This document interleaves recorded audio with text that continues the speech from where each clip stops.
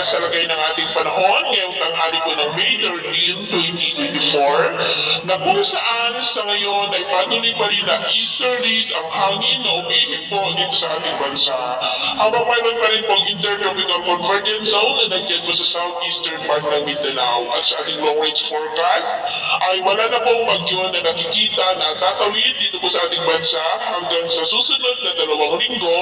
pero hindi pa rin inaalis ang posibilidad na may sama ng panahon na mabubuo dyan po sa silangan ng ating bansa sa Pacific Ocean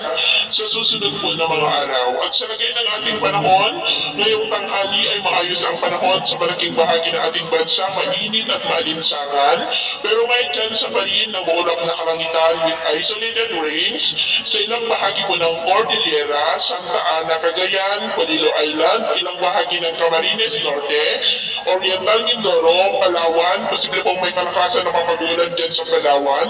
ilang bahagi ng Sulu Archipelago, Zamboanga Peninsula, Maguindanao, Sultan Kudarat, South Cotabato, Kidapawan City, at ilang bahagi po ng Davao Oriental. At sa susunod na mga oras,